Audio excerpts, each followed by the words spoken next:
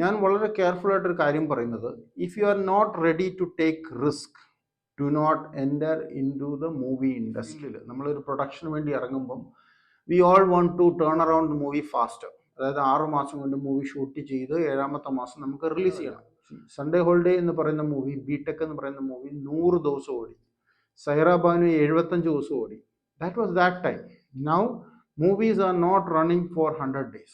If it's not your core business, do not enter as a producer in a movie industry. നിങ്ങൾ ഏത് രാജ്യത്താണോ പ്രവർത്തിക്കുന്നത്, ഏത് രാജ്യത്താണോ business ചെയ്യുന്നത്, അതിൻ്റെ സാമ്പത്തിക വർഷം വെച്ചിട്ട് വേണം ആ ബിസിനസ്സിനെ കാണാൻ വേണ്ടി. നിങ്ങളിൽ കുറച്ച് ഫണ്ടുണ്ട്, NRI ഫണ്ടായിരിക്കും, ഫണ്ടുണ്ട്. നിങ്ങൾക്കത് കോർപ്പറേഷൻ താല്പര്യം ഉണ്ടെങ്കിൽ first and foremost is that you need to have a contract. മൂന്നാമത്തെ contract is an MG contract, which is extremely rare people will give it. MG contract എന്ന് പറയും, minimum guarantee contract. Your principal is secured. അതായത് എന്ത് സംഭവിച്ചാലും first right of return നിങ്ങൾക്ക്, principal നിങ്ങൾക്ക് തിരിച്ചു തരും, പടം പൊട്ടിക്കുക.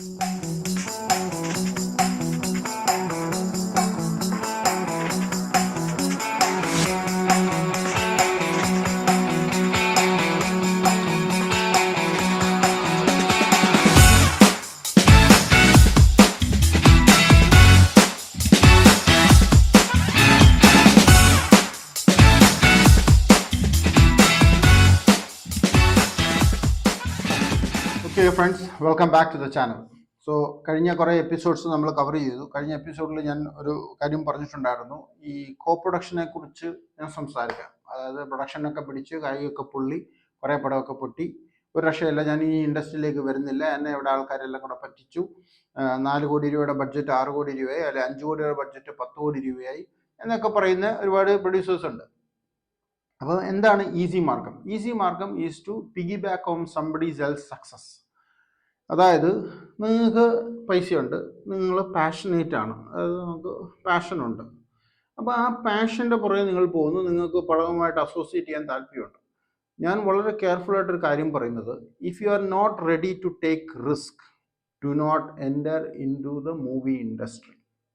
ഇത് വളരെ വ്യക്തമായിട്ട് നിങ്ങൾ കേൾക്കണം. Because if you are playing in stock market, shares purchase ചെയ്യുന്നു, ട്രേഡ് ചെയ്യുന്നു, റിസ്ക് എടുക്കുന്നു, ഇങ്ങനെയൊക്കെ ചെയ്യുന്ന ആൾക്കാരാണെങ്കിൽ മൂവി ഇൻഡസ്ട്രി നിങ്ങൾക്ക് പറ്റിയ സ്ഥലമാണ്.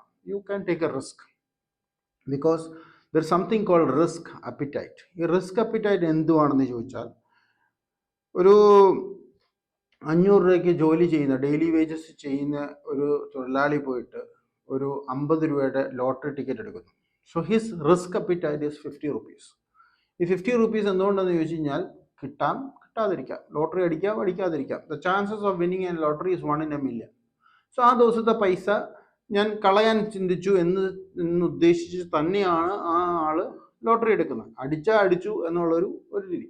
ഇതുപോലെ നിങ്ങൾ മൂവി പിടിക്കാൻ ഇറങ്ങുമ്പോഴും you need to have a risk appetite. ഈ റിസ്ക് അപ്പിറ്റൈറ്റ് എന്തിനാന്ന് വെച്ചാൽ പൈസ കളയാനുള്ള റിസ്ക് അപ്പിറ്റൈറ്റ് ഇല്ല, ടു വെയിറ്റ് ഫോർ ഇറ്റ്. അതായത് wait for opportunities, wait for the movie to come out.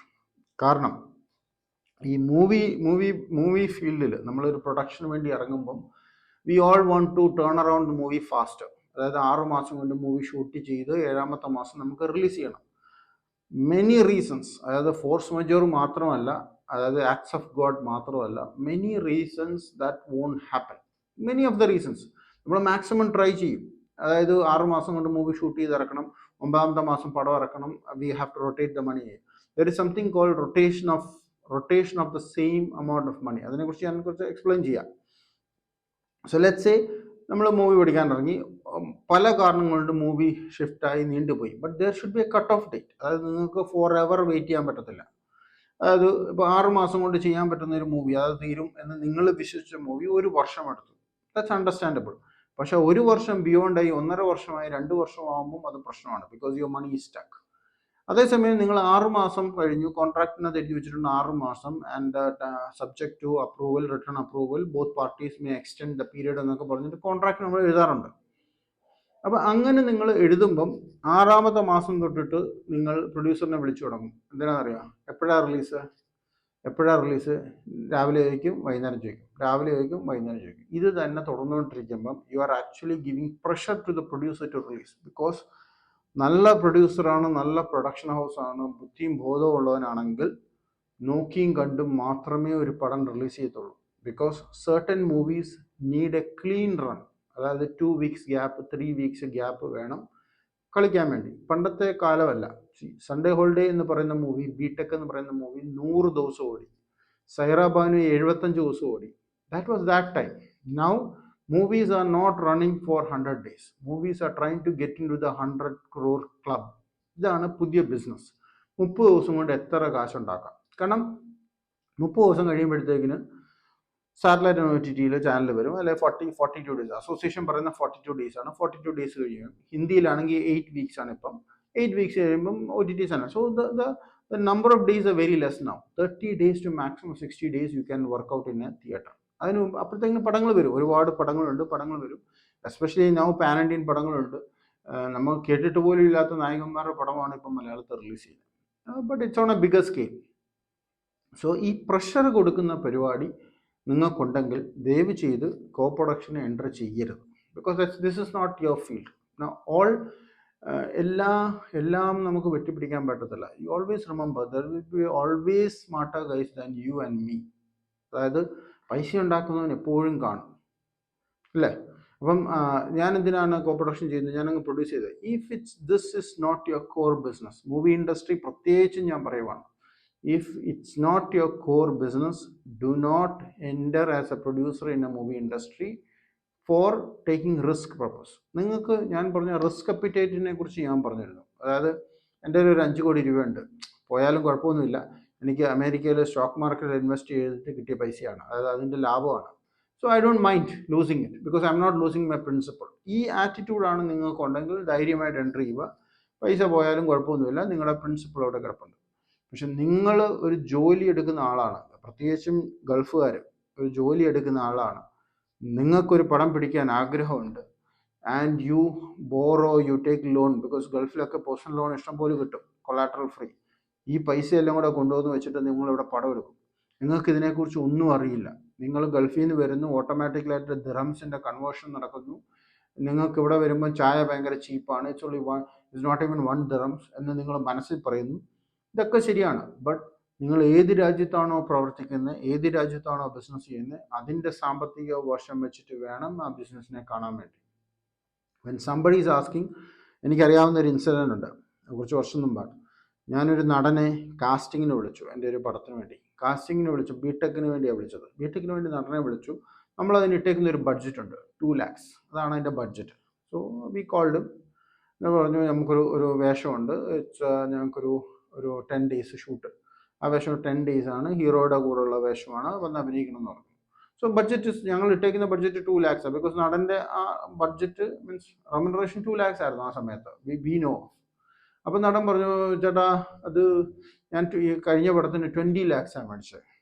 അപ്പോൾ ഞങ്ങൾ വെച്ചു അതേത് പടം? കാരണം 2 lakhs മേടിച്ചു എന്ന് ഞങ്ങൾക്കറിയാം, ബിക്കോസ് അസോസിയേഷനിൽ നമ്മൾ കോൺട്രാക്ട്സ് കൊടുക്കണമല്ലോ. അപ്പോൾ നമുക്കറിയാം 2 lakhs ആണ് മേടിച്ചതെന്ന്. ഇത് നോ, ഐ 20 lakhs. അപ്പോൾ കോൺട്രാക്ട് നമുക്ക് അയച്ചു തന്നു, 20 lakhs കോൺട്രാക്ട്. ആ പടം ദുബായിൽ നിന്ന് ഒരാൾ പ്രൊഡ്യൂസ് ചെയ്ത പടമാണ്.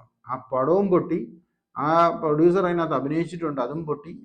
ഈ നടൻ 20 ലക്ഷം രൂപ കൊടുത്തു. So end of the day ഞങ്ങൾക്ക് ആ നടനെ അഫോർഡ് ചെയ്യാൻ പറ്റിയില്ല. 20 ലക്ഷം was not worthwhile for that character. അപ്പോൾ ഞങ്ങൾ ഡ്രോപ്പ് ചെയ്തു. പിന്നെന്ത് സംഭവിച്ചു? ഒരു 6 മാസം ആ നടൻ വീട്ടിലിരുന്നു. കാരണം 20 ലക്ഷം രൂപ വെച്ച് ആരും കൊടുക്കുന്നില്ല, അറിയാവുന്ന പ്രൊഡ്യൂസേഴ്സ് ആരും കൊടുക്കത്തില്ല. സോ വീട്ടിൽ ഇരുന്ന് തുടങ്ങിയപ്പം പതുക്കെ he lowered it down again back to normal, and ആ നടന് പടം കിട്ടാൻ തുടങ്ങി.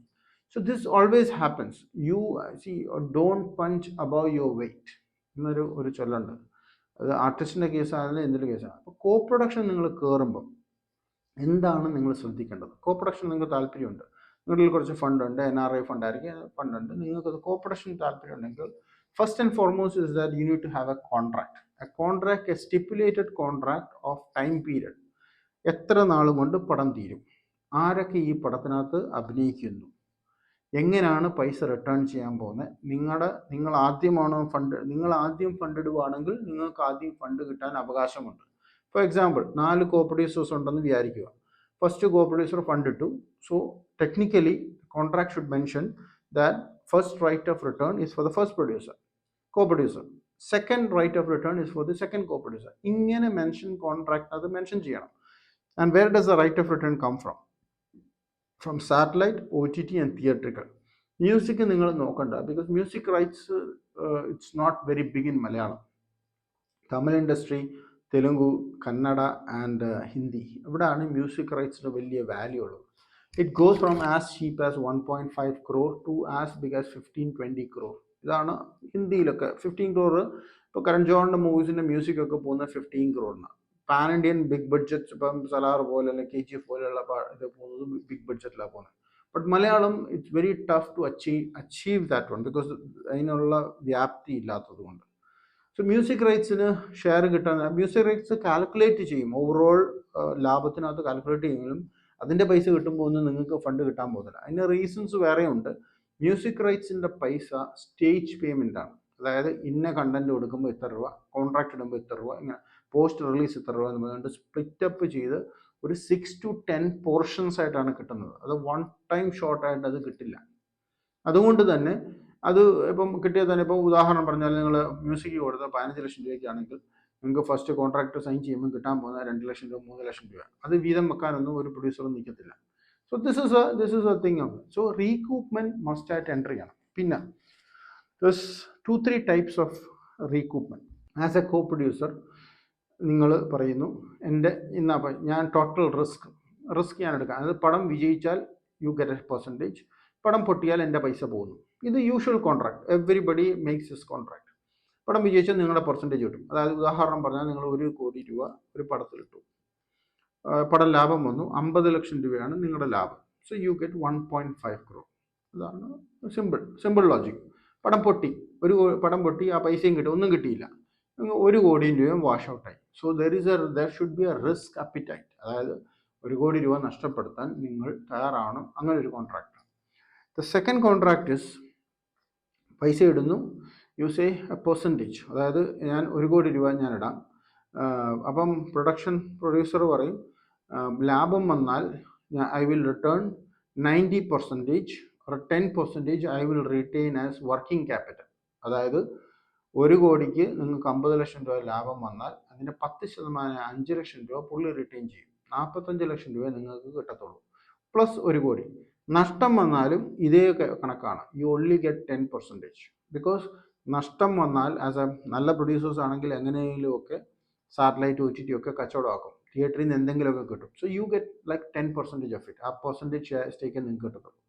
മൂന്നാമത്തെ contract is an MG contract, which is extremely rare people will give it. MG contract എന്ന് പറയും, മിനിമം ഗ്യാരണ്ടി കോൺട്രാക്ട്. ഈ മിനിമം ഗ്യാരണ്ടി കോൺട്രാക്ട് എന്ന് പറഞ്ഞു കഴിഞ്ഞാൽ യുവർ പ്രിൻസിപ്പിൾ ഇസ് സെക്യൂർഡ്. അതായത് എന്ത് സംഭവിച്ചാലും ഫസ്റ്റ് റൈറ്റ് ഓഫ് റിട്ടേൺ നിങ്ങൾക്ക്, പ്രിൻസിപ്പിൾ നിങ്ങൾക്ക് തിരിച്ചു തരും പടം പൊട്ടിയാൽ. ബട്ട് ലാഭത്തിൻ്റെ 50% തരത്തുള്ളൂ. ബിക്കോസ് റിസ്ക് എടുക്കുന്നുണ്ട്, അതായത് ആ പ്രൊഡ്യൂസർ റിസ്ക് എടുക്കുന്നുണ്ട്. കോ പ്രൊഡക്ഷൻ കോൺട്രാക്റ്റിനകത്ത് 50% ലാഭത്തിൻ്റെ കൊടുക്കത്തുള്ളൂ. If you are a employee, if you don't have slush funds, you are just still passionate, go for a MG contract. മറ്റേ കോൺട്രാക്റ്റിനകത്ത് പോയി കൈ പൊള്ളിക്കരുത് എന്നാണ് എൻ്റെ സജഷൻ. പ്രത്യേകിച്ചും ഗൾഫിലൊക്കെ എനിക്കറിയാവുന്ന പല ആൾക്കാരും പൈസ കൊണ്ടുവന്ന് ഇട്ടിട്ട് നശിപ്പിച്ച് പോയിട്ടുണ്ട്. അപ്പോൾ അതുകൊണ്ടാണ് ഞാൻ അത് അഡ്വൈസ് ചെയ്യുന്നത്. പക്ഷേ എല്ലാവരും ഈ contract 99.99% will not give you this contract, because it's the entire risk is shifted to the producer. Producer extra പണിയെടുക്കണം, അതായത് മൈക്രോ മാനേജ് ചെയ്ത് പ്രൊജക്റ്റ് റൺ ചെയ്യണം, കോസ്റ്റ് റിഡക്ഷൻ ചെയ്യണം, പടത്തിന് എവിടെങ്കിലും ലാഗ് ഉണ്ടോ, എലിവേറ്റ് ചെയ്യാൻ പറ്റുമെന്നുണ്ട്, അൾട്രാ നെഗോസിയേഷൻ ചെയ്യണം. അതായത് music, satellite, OTT, theatrical, means extremely careful. അതായത് he has to spend 100-120% on the time of that project to make sure the project runs with minimum disruptions. അത് എല്ലാവരും ചെയ്തില്ല, because everybody is running multiple projects. അപ്പോൾ ഒരു പ്രൊജക്റ്റിലേക്ക് എല്ലാ എഫേർട്ടും കൂടെ കൊടുക്കാൻ ചിലപ്പോൾ എല്ലാവർക്കും പറ്റിയെന്ന് വരത്തില്ല. And might be his age is in such a way that he don't want to spend so much of time, because essentially is time, right? അപ്പോൾ അങ്ങനെയുള്ള MG കോൺട്രാക്ടിൻ്റെ പ്രത്യേകത എന്ന് പറഞ്ഞു കഴിഞ്ഞാൽ, how do they do it? ഈ പടം പൊട്ടുക എന്ന് പറഞ്ഞാൽ, ഇപ്പം നിങ്ങൾ കേൾക്കുന്നുണ്ട് 300 പടം പൊട്ടി. പക്ഷേ ഈ പൊട്ടുക എന്ന് പറയുന്ന വാക്കിന് പല അർത്ഥങ്ങളുണ്ട്. ഇപ്പം 4 കോടിക്ക് ഒരു പടം പിടിച്ചാൽ, ചിലപ്പം നല്ല പ്രൊഡക്ഷൻ ഹൗസ് ആണെങ്കിൽ ഒരു മിനിമം ഗ്യാരണ്ടി സേഫ് അവർ മെയിൻറ്റെയിൻ ചെയ്തിട്ടുണ്ടെങ്കിൽ അവർ ഓൾറെഡി ബിസിനസ് കാണും. പുതിയ പ്രൊഡ്യൂസേഴ്സിന് ചെയ്യാൻ പറ്റാത്തൊരു കാര്യം ബിസിനസ്സാണ്. അവർക്ക് ഇൻഡസ്ട്രിയിൽ ആരെയും അറിയത്തില്ല. So they don't know how to do the business. Second thing is that every remuneration, every payment is high for a new producer. അതായത് ഉദാഹരണത്തിന് നിങ്ങളൊരു പുതിയ പ്രൊഡ്യൂസറാണ്, ഒരു നടനെടുത്ത് പോയി ഡേറ്റ് എടുക്കുമ്പം ആ നടൻ 1 കോടി രൂപ നിങ്ങളുടെ അടുത്ത് പറയും. ഫോർ എക്സാമ്പിൾ, അതേ നടനെ വേറെ പ്രൊഡ്യൂസർ ആണെങ്കിൽ he gets it for 80 lakhs.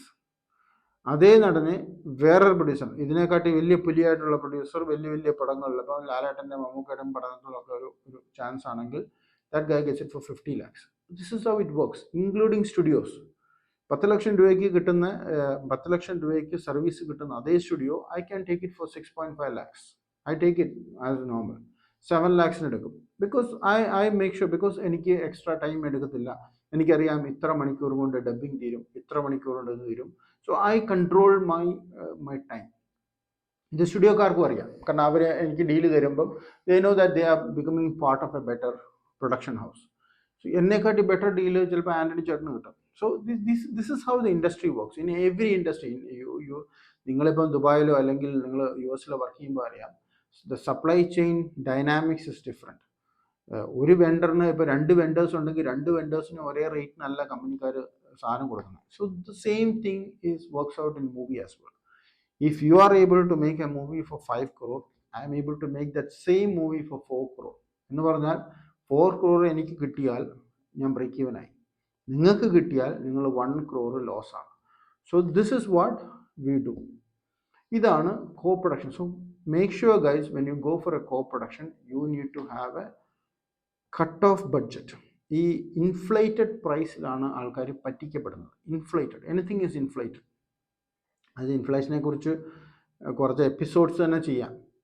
അത്രയ്ക്കും ഒറ്റ കാര്യം നിങ്ങൾ ചിന്തിച്ചാൽ മതി, എല്ലാ സാധനവും ഇൻഫ്ലേറ്റ് ചെയ്ത് പോവുക. അപ്പം you need to have a cut off in your contract. അതായത് ഉദാഹരണം പറഞ്ഞാൽ 4 കോടിക്ക് പടം തീരുമെന്ന് പറഞ്ഞു, do a 5% or 10% buffer, 4 crore 40 lakhs. അപ്പം നിങ്ങൾ ആ കോൺട്രാക്റ്റിനകത്ത് മെൻഷൻ ചെയ്യിപ്പിക്കണം പ്രൊഡ്യൂസറിനെ കൊണ്ട്, this movie if the budget over budget goes beyond 4 crore 40 lakhs, it does not become part of the profit sharing. അതായത് 4,40,00,000 രൂപയ്ക്ക് മേളിൽ ആ പടത്തിന് ചിലവ് വന്നാൽ ഇത് പ്രോഫിറ്റ് പെർസെൻറ്റേജ് ഷെയർ ചെയ്യുമ്പോൾ അത് ബാധകമല്ല. അപ്പം ആ പ്രൊഡ്യൂസർ ഫോഴ്സ് ടു ആവും 4.1. കാരണം അല്ലെങ്കിൽ പ്രൊഡ്യൂസർ ചെയ്യുന്നതെന്ന് വെച്ചാൽ എവറിത്തിങ് ഗെറ്റ്സ് ഇൻഫ്ലേറ്റഡ്. നിങ്ങൾ 1 കോടി 4 കോടിയുടെ പ്രൊജക്റ്റിന് 1 കോടി രൂപ ഇടുമ്പം you are a 25% partner. Imagine ആ 4 കോടി എന്നുള്ളത് 8 കോടി രൂപയായി. Automatically your profit percentage becomes 12.5%. നിങ്ങൾക്ക് മനസ്സിലായോ? ലോജിക്ക് മനസ്സിലായോ? So you have to ask the producer to do a buffer and cap the budget of the entire project. ഇതിന് മാത്രമേ നിങ്ങൾക്കൊരു റിട്ടേൺസ് പ്രതീക്ഷിക്കാൻ പറ്റത്തുള്ളൂ. പടമൊക്കെ ഓടുമായിരിക്കും. നിങ്ങൾ പല എക്സാമ്പിളുണ്ട്, പല പ്രൊഡ്യൂസേഴ്സും ഇതിനെക്കുറിച്ച് സംസാരിച്ചിട്ടുണ്ട്. 5 കോടിക്ക് പടം എടുക്കാൻ ഇറങ്ങി 10 കോടി രൂപയായി.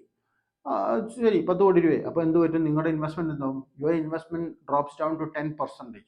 10 കോടി 1 കോടിയാണ് നിങ്ങൾ ഇട്ടത്, 10% ആവും. So it drops down. So ഇങ്ങനെയുള്ള കാര്യങ്ങളാണ് as a co producer you have to check and you have to trust the guys. ഈ കോൺട്രാക്ട്സ് സെറ്റ് ചെയ്യുക, നോട്ടറൈസ് ചെയ്യുക, all this things you set it and make sure reporting structure വളരെ visibility ഉണ്ടായിരിക്കണം. അതായത് അതിനകത്ത് എഴുതി വെക്കണം time intervals of reporting it. അതായത് ബഡ്ജറ്റ് വേഴ്സസ് എക്സ്പെൻസ് റിപ്പോർട്ട് ചെയ്യണം. Collections, theatrical collections, satellite collections, and rest of the collections need to be reported. So these things should be clearly defined in the contract. ഇതൊക്കെയാണ് നിങ്ങൾ ശ്രദ്ധിച്ചു കഴിഞ്ഞാൽ you will have A safe journey in the industry. പിന്നെ കോമ്പറ്റീഷനായിട്ട് കയറുമ്പം many people does projects. കുഞ്ഞു പടങ്ങളുടെ ഭാഗം, അതായത് no artist value, അങ്ങനെയുള്ള പടങ്ങൾ നിങ്ങൾ ഭാഗമായാൽ യുവർ റിസ്ക് ഈസ് ഹൈ. അല്ലെങ്കിൽ ആ പ്രൊഡക്ഷൻ ഹൗസിന് അത്രയ്ക്ക് ഷുവർട്ടി വേണം. Because there are lot of production house അങ്ങനെ ചെയ്യുന്ന പ്രൊഡക്ഷൻ ഹൗസ് ഉണ്ട്. ബിക്കോസ് നിങ്ങളുടെ ഇതെന്ന് പറഞ്ഞാൽ ടിപ്സ് എന്ന് വെച്ച് കഴിഞ്ഞാൽ ചെറിയ മൂവിക്ക് ഹിറ്റ് അടിച്ചാൽ ROI കൂടുതലാണ്, അതായത് റിട്ടേൺ ഓൺ ഇൻവെസ്റ്റ്മെൻറ്റ് കൂടുതലാണ്. കാരണം 4 crore നിങ്ങളൊരു മൂവി എടുക്കാനാകുന്നു, സൂപ്പർ ഹിറ്റ് അടിച്ചു എന്ന് വിചാരിക്കുക. So your ROI is something around let's say 15 crore or 20 crore. അതായത് 5 times 6 times ആണ് ROI. ഇതേ സ്ഥാനത്ത് നിങ്ങളൊരു 50 കോടി രൂപയുടെ പ്രൊജക്റ്റിന് ഇറങ്ങുക, ഹിറ്റ് അടിച്ചാൽ 100 കോടി രൂപ കിട്ടും. Your ROI is 2 times. Or let's say 150 അടിച്ചു, 3 times. സലാർ, KGF പോലുള്ള പടങ്ങൾ. സലാർ നോക്കുക, 350 crore മറ്റോ എടുത്തു എന്ന് പറയുന്നു, 250 എടുത്തു എന്ന് പറയുന്നു, 650 അടിച്ചു. സോ ഈ ROI is 2.5%. സോ ഇങ്ങനെ ഈ ROI ഈ ചെറിയ പടത്തിനല്ല. പക്ഷെ അങ്ങനെ പടം എന്ന് പറഞ്ഞാൽ യുണീക്ക് സബ്ജക്റ്റ് ആയിരിക്കണം. It should be the production house banner value ഉണ്ടായിരിക്കണം. Because there is 3 values to a movie. Production banner value, second is artist value, the third is the director's value. ഇത് ബാലൻസ് ആയിട്ട് നിങ്ങൾക്ക് കിട്ടുവാണെങ്കിൽ I would recommend go for it. So anyway guys, thank you very much. See you in the next episode. Thank you for subscription, likes and shares. Thank you.